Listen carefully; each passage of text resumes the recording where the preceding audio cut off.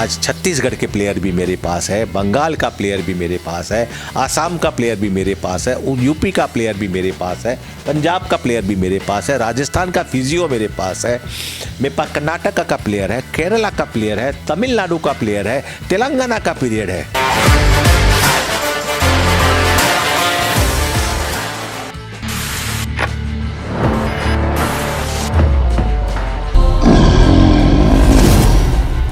प्रभात वार्ता की hot talk में आज हम एक ऐसे व्यक्ति का स्वागत करेंगे जिस व्यक्ति ने आज से कुछ दिनों पहले, सालों पहले एक बात कही थी कि मैं जीतूंगा, और जीत कर दिखाया। नाम तो बहुत छोटा सा है, लेकिन जिस तरह का काम इन्होंने किया है वो अपने जाति में, अपने समाज में एक सम्मान पैदा करता है, एक दम भरता है। वो नाम है पवन पाटोदिया का। पवन पाटोदिया ने आज से करीब 1 साल पहले ये बात कही थी कि मैं जीत कर दिखाऊंगा, और जीत कर जिस तरह से इन्होंने बंगाल को, पश्चिम बंगाल को एक नाम दिया, यहाँ की सरकार तक को दिखाया, यहाँ के लोगों को दिखाया कि मैं कुछ कर सकता हूँ और ऐसा कर सकता हूँ जो लोग सोच भी नहीं सकते हैं। वॉलीबॉल जैसे एक खेल को आगे बढ़ा करके, लोगों में दम पैदा करके, मोहल्लों तक पहुंचा करके, लोगों को दिखा करके, जो चीज़ लोग जानते नहीं थे वो आज दूर दराज पश्चिम बंगाल ही नहीं, पूरे देश के गांव-गांव में लोग जान गए हैं कि वॉलीबॉल क्या होता है। और वॉलीबॉल को अगर कोई सही नाम दिया जाए तो मैं ये समझता हूँ कि वॉलीबॉल को सही नाम अगर दिया जाए तो पश्चिम बंगाल में कोलकाता थंडरबोल्ट के नाम से ही जाना जाता है। और आज अगर कोलकाता थंडरबोल्ट अगर कहीं है तो स्वाभाविक है उसके पीछे सबसे बड़ा जो हाथ है वो पवन पाटोदिया जी का है। आज हमारे सामने पवन पाटोदिया जी प्रभात वार्ता के हॉट टॉक में हैं। हम चर्चा करेंगे कि जो जीत इन्होंने हासिल की थी और जिस तरह की सोच इनकी है, आगे ये क्या करना चाहते हैं, खुद उनकी जुबानी सुनिए। बहुत बहुत स्वागत है आपका। विवेक जी, बहुत बहुत शुक्रिया। प्रभात वार्ता के सभी दर्शकों को हमारा बहुत बहुत हार्दिक अभिनंदन। जैसा कि आप लोग जानते हैं कि इस देश में सिर्फ 2 ही स्पोर्ट्स हुआ करते थे, क्रिकेट और फुटबॉल। 1 साल पहले हमें जब पता चला कि इस तरह से एक वॉलीबॉल का टूर्नामेंट हो रहा है, लीग हो रही है, तो हमने 1-2 मैच जाके देखे और हमने उनमें जो फुर्तीलापन देखा, हमने उनमें जो एथलीट जो देखे वॉलीबॉल के, हमें लगा ये तो कोई अलग ही मट्टी से बने हुए हैं। तो हमने भी डिसीजन लिया कि हम एक अपनी वॉलीबॉल की कलकत्ता की टीम लेंगे। हम प्राइम वॉलीबॉल के लास्ट ईयर के लास्ट टीम थे और हमारे पास हार्डली 1 महीना समय था। न तो हमें वॉलीबॉल का ज्ञान था और न ही हम किसी प्लेयर को जानते थे, लेकिन दिल में एक जज्बा था कि 40 साल मैनेजमेंट किया है तो इसको भी मैनेज कर लेंगे। और यही एक भावना को लेकर, मतलब हम आपको विवेक जी आज बताते हैं आपको, मतलब एक बार हम ऐसा सुनते थे, एक दिन ऐसा आएगा कोई काहो का ना आए, घर की नारी को कहे तन की नारी नहीं। हमारे तो घर में हमारी बीवी भी हंसती थी कि तुम्हारा दिमाग खराब हो गया, तुमने वॉलीबॉल को लिया है। खैर, हमने लास्ट ईयर, भगवान का बहुत बड़ा आशीर्वाद रहा, कलकत्ता थंडरबोल्ट के फैंस का बहुत बहुत आशीर्वाद रहा कि लास्ट ईयर की सीरीज़ हम जीत गए। हमारा नारा खेल बे बांग्ला, जीत बे बांग्ला सिद्ध भी हुआ। लेकिन जैसा कि आप विवेक जी जानते हो, किसी भी श्रृंखला को जीतने के बाद आप पे एक रिस्पॉन्सिबिलिटी आ जाती है कि मैं इस गेम के लिए क्या कर रहा हूँ, मैं इस गेम को कैसे बड़ा करूँ। आप जानते हैं अच्छी तरह कि वॉलीबॉल एक साउथ की गेम है, वहाँ घर घर में वॉलीबॉल के प्लेयर होते हैं। कलकत्ता में वॉलीबॉल सबने खेली होगी, लेकिन वो जोश नहीं था, वो टीम भावना नहीं थी, वो खेल के प्रति उतना सुचारू रूप नहीं था, उतनी सीरियसनेस नहीं थी। हमने जब शुरुआत की लास्ट ईयर, हमें बहुत से प्रॉब्लम फेस करने पड़े। सबसे पहले हमने लास्ट ईयर पूजा के टाइम पर 48 पूजा कमेटी की वॉलीबॉल टीम का थंडरबोल्ट कप करवाया हमने। बंगाल में 560 एक्टिव वॉलीबॉल प्लेयर है, जिसमें से 510 प्लेयर ने हमारे यहाँ रजिस्टर किया किसी न किसी पूजा कमेटी के थ्रू। और 5 दिन का ये चलने वाला मैच बहुत ही सक्सेसफुल हुआ। एक साथ हमने 3 कोर्ट में मैच खिलाए, 112 मैच हुए और 23 डिस्ट्रिक्ट से प्लेयर खेलने आए थे। हम बहुत डर रहे थे कि जहाँ भी 8 टीम से ज़्यादा होती है झगड़ा फसाद होता है। सच बोल रहा हूँ विवेक जी, रोज़ ऐसे फिंगर क्रॉस करके बैठता था कि शाम को क्या होगा, आज झगड़ा होगा, अब झगड़ा होगा। पूरा मैच इतना शांति से बीत गया। जितने लोग आए, अभिभावक आए, बच्चे आए, सब बहुत खुश होके गए। गांव-गांव में चर्चा होने लगी। तभी मेरी बहनों ने, लेडीज़ प्लेयर ने बोला कि सर ये तो बहुत बड़ा नाइंसाफ़ी है कि पवन सर ने खाली लड़कों का, जेंट्स का, मेल का थंडरबोल्ट कप करवा दिया। हमने उन्हें प्रॉमिस किया था कि 50 दिन के अंदर हम वुमेन टूर्नामेंट करवाएंगे। और विवेक जी, भगवान का आशीर्वाद रहा कि हमने 23 अगस्त को किया था मैन थंडरबोल्ट और 23 सितंबर को हमने वुमेन थंडरबोल्ट किया, जिसमें कि ईस्टर्न रेलवे की टीम जीती। लेकिन सर, ईस्टर्न रेलवे के प्रेसिडेंट सर जो अनिल दुबे सर हैं, टेम्पररी रूप पे वही अभी पूरे कार्यभार संभाल रखे हैं, वो जाके पहले मोगरा की टीम से मिली और उन्होंने उन्हें आशीर्वाद दिया कि तुम्हारी टीम ने बहुत अच्छा खेला। आपको जान के बहुत खुशी होगी कि इस मैच के बाद ईस्टर्न रेलवे 3 से 4 वॉलीबॉल लेडीज़ प्लेयर को अपनाने की सोच रही है। और आज अगर इन प्लेयर्स को नौकरी मिल जाती है, एक की तो मोर और लेस पक्की बात हो गई है, साथी दास नाम की लड़की की, अगर इन प्लेयर्स को नौकरी मिल जाती है सर, तो मैं ये समझूंगा ये हमारे लिए बहुत बड़ा अचीवमेंट है।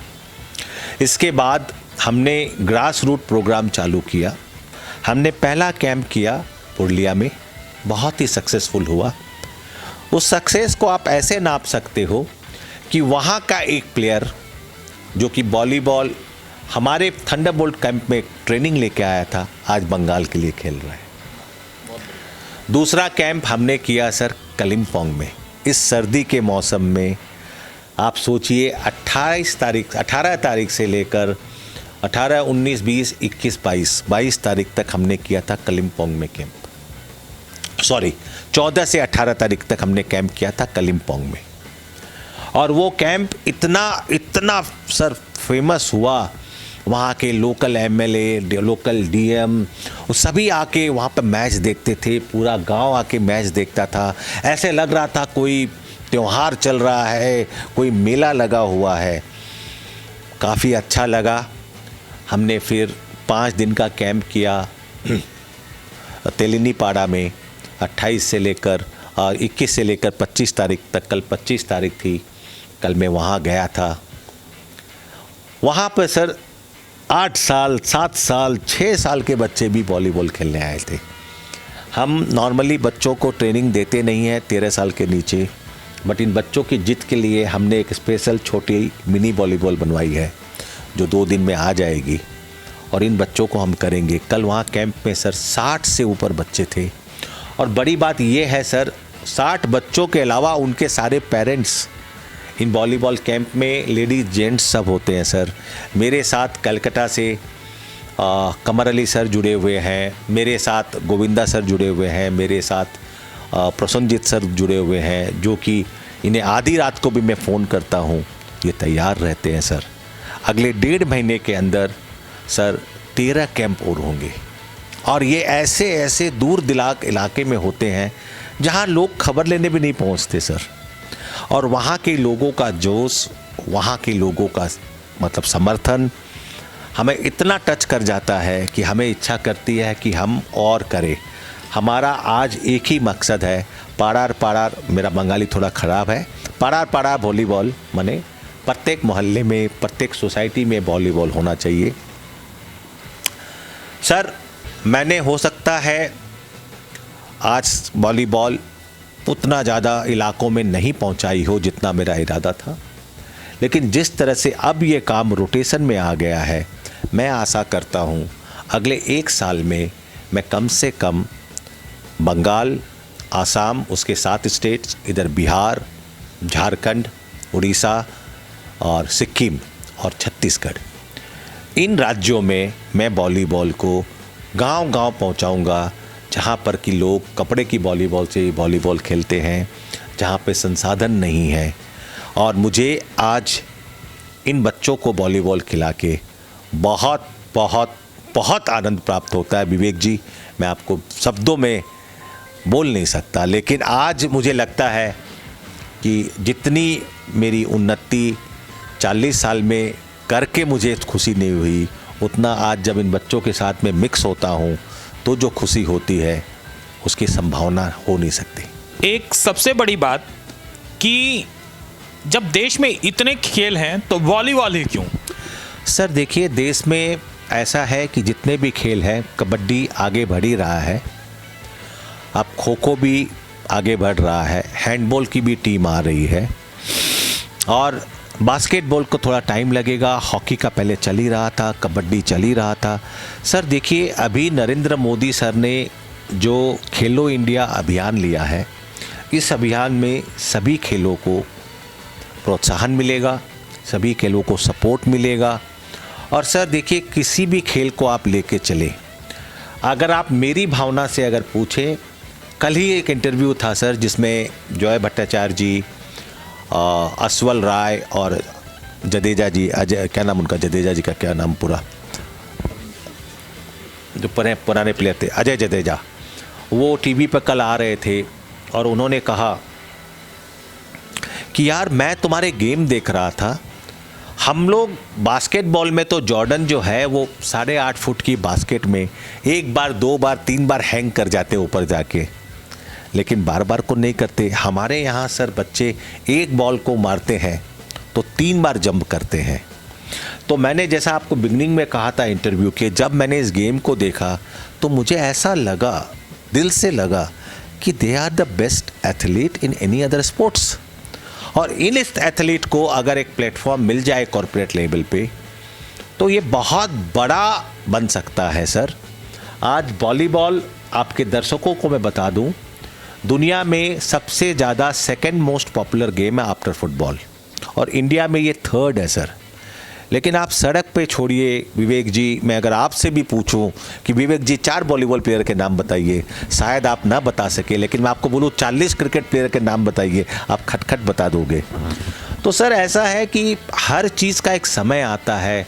अब आप देखिए, लेडीज़ क्रिकेट में इंडिया कहीं नहीं थी, झूलन गोस्वामी को 20 साल लग गए अपनी जगह बनाने में, लेकिन जब जगह बनाई तो उसको क्या बोलते हैं आज, बंगाल की शेरनी। तो सर किसी भी चीज़ को ऊपर आने में एक समय लगता है, अपना समय लगता है। और मेरा ऐसा ख्याल है कि जिस तरह से वॉलीबॉल की चर्चा अब लोगों में होने लगी है, शायद 3 साल के अंदर लोगों की इसमें कोई ना कोई रूप से रुचि जाग जाएगी।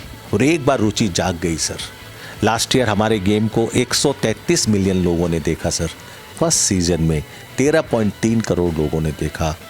46% हमारे व्यूअर्स जो थे वो लेडीज़ थी, 29 साल के नीचे। ये सारे फिगर बताते हैं कि गेम बहुत रोमांचक है सर। और इस गेम को अगर देखा जाए तो आदमी को एक नशा हो जाता है। क्रिकेट में सर एक जो आदमी आता है ऑनलाइन पे या टीवी पे, वो 5 मिनट तक टिकता है, क्योंकि एक ओवर मोटा मोटी 5 से 6 मिनट में ख़त्म हो जाता है। लेकिन वॉलीबॉल का आप देखें तो average stay on the channel is 14 minutes, because एक सेट 17-18 मिनट का होता है, 3-4 मिनट बाद वो आते हैं और उनको इतना रोमांच लगता है उसमें कि वो बंधे रह जाते हैं।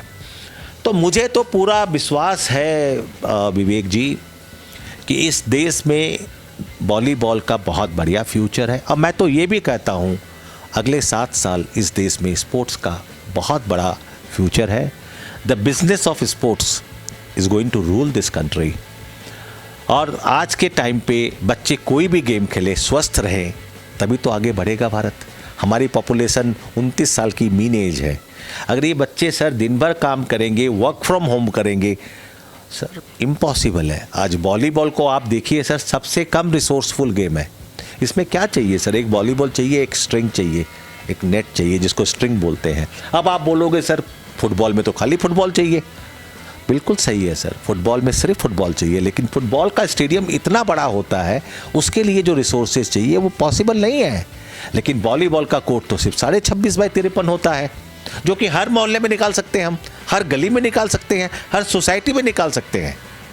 और वॉलीबॉल खेलना, वॉलीबॉल सीखना कोई रॉकेट साइंस भी नहीं है सर। तो मेरा ऐसा मानना है विवेक जी कि अगले 3 साल में मैं यह समझता हूँ कि जिस तरह आज विराट कोहली, धोनी, इनका नाम आप पूरे शहर में होर्डिंग में देखते हो, वो दिन दूर नहीं जब आपको इन होर्डिंग पर वॉलीबॉल प्लेयर का नाम दिखे।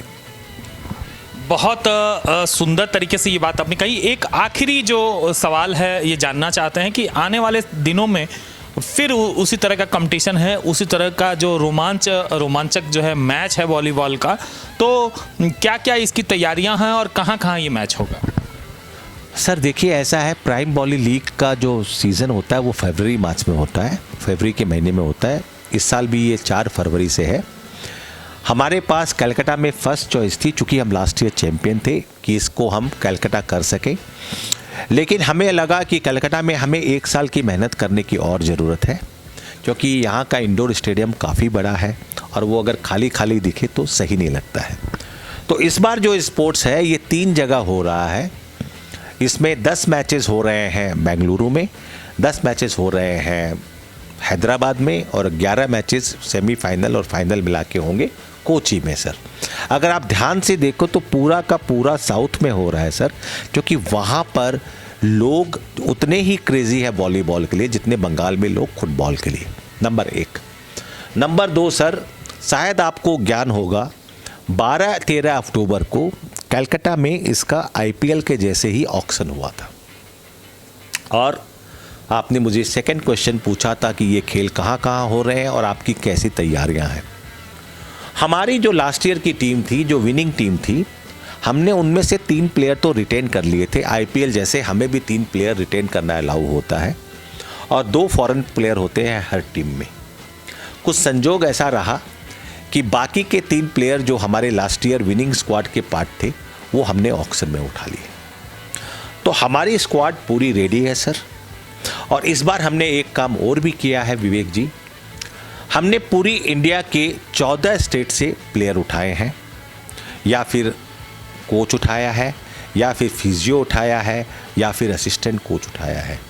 क्योंकि हमारा ऐसा मानना है कि कनेक्टिंग इंडिया थ्रू वॉलीबॉल, आज आप बताइए पंजाब का आदमी प्राइम वॉलीबॉल में कलकत्ता थंडरबोल्ट के लिए क्यों ताली मारेगा? जब उसका प्लेयर होगा तभी ताली मारेगा ना सर। आज छत्तीसगढ़ के प्लेयर भी मेरे पास है, बंगाल का प्लेयर भी मेरे पास है, आसाम का प्लेयर भी मेरे पास है, यूपी का प्लेयर भी मेरे पास है, पंजाब का प्लेयर भी मेरे पास है, राजस्थान का फिजियो मेरे पास है, मेरे पास कर्नाटक का प्लेयर है, केरला का प्लेयर है, तमिलनाडु का प्लेयर है, तेलंगाना का प्लेयर है। तो बोलने का मतलब क्या है सर, मेरी कोशिश इस बार ये रही थी कि मैं जो प्रतिभा वॉलीबॉल की है, जो साउथ में सिमट के रह गई है, उसे मैं देश भर में खोजूं और खोज के उसे बाहर लाके दुनिया के सामने प्रोड्यूस करूं। देखिए, मेरा ये एक्सपेरिमेंट मैं दावे के साथ बोल सकता हूं बहुत सक्सेसफुल होना चाहिए। और अगर नहीं भी होता है तो सर देखिए, मून पर कौन पहला आदमी था ये सबको पता था, लेकिन दूसरा कौन था शायद मुझे तो पता नहीं। विवेक जी, आप पत्रकार हो, आपको परू पता होगा। लेकिन मैं एक क्वेश्चन आपसे पूछता हूँ, एवरेस्ट में पहला आदमी तेंगसिंग हिलारी था, दूसरा कौन था शायद आपको भी पता नहीं होगा। उसी तरह जब जब प्राइम वॉली लीग की इतिहास लिखी जाएगी उसमें नाम हमेशा यही आएगा, कलकत्ता थंडरबोल्ट इनॉग्रल सीजन के चैंपियन थे। और सर, चैंपियन होने के बाद हमने अगर इतनी भी रिस्क नहीं ली कि हम गेम के लिए लड़े, ना कि अपनी चैंपियनशिप के लिए, तो फिर सर वो भावना ही अलग हो गई, फिर ये बिजनेस हो गया। और मैं समझता हूँ खेल को खेल की भावना के साथ खेला जाए तो ज़्यादा अच्छा है। आप क्या बोलते हैं सर? बहुत बहुत धन्यवाद आपको समय देने के लिए प्रभात वार्ता की। नहीं, बहुत मज़ा आया सर प्रभात वार्ता की। मैं देख रहा हूँ आजकल व्यूअरशिप रोज़ बढ़ती जा रही है, और आप जिस तरह से अर्जुन सिंह से भी 2 दिन पहले बात कर रहे थे, जिन गंभीर चर्चाओं को आप इतना सुचारू रूप से कर देते हो, उसे देख के हमें भी बड़ा अच्छा लगता है। I wish you, your team and Prabhat Varta a very very bright future. Thank you. जिस तरह एक शेर ने सोचा था एक शेर को आगे बढ़ाने के लिए, वो शेर आज उसी तरह से दहाड़ रहा है। कोलकाता थंडरबोल्ट उसी तरह से दहाड़ रहा है जो जिस जीत की कल्पना एक शख्स ने की थी और कहा था कि मैं शेर हूं, मैं जीत के दिखाऊंगा। और शेर स्वाभाविक है कि अपनी बाजी जीतता है और बाजी जीत कर शेर ने दिखाया। आज कोलकाता थंडरबोल्ट को एक नाम देने वाला व्यक्ति जो पश्चिम बंगाल के बाहर तक लेकर गया कि कोलकाता का नाम, कोलकाता स्वाभाविक है कि पश्चिम बंगाल के लोग खेल प्रेमी हैं और कोलकाता का नाम जुड़ा है, पूरे देश में जाना जाता है कि यहाँ खेल प्रेमी है। और उस खेल को बढ़ावा जिस तरह से वॉलीबॉल को दिया गया है पूरे हिंदुस्तान में, वो अग्रणी है और स्वाभाविक है कि एक इतिहास लिखा जाएगा। इतने कम समय में पूरे देश में कोलकाता से निकाल करके, कोलकाता से बाहर निकल के सबको ये बता करके कि मैं शेर हूं, मैं जीत के दिखाऊंगा। पवन पटोदिया जी ने जीत के दिखाया। कोलकाता थंडरबोल्ट को हमेशा याद रखा जाएगा। जब जब इनका कहना जो एकदम सही था कि जब नाम वॉलीबॉल का आएगा तो कोलकाता थंडरबोल्ट का नाम जरूर आएगा। तो मैं ये भी कहना चाहता हूं कि कोलकाता थंडरबोल्ट का तो नाम आएगा, लेकिन पवन पटोदिया का भी नाम आएगा। इसी के साथ प्रभात वार्ता के हॉट टॉक में फिर मिलेंगे किसी दूसरे शख्सियत के साथ। आज बस इतना ही। विवेक शुक्ला के साथ कैमरामैन सुमन।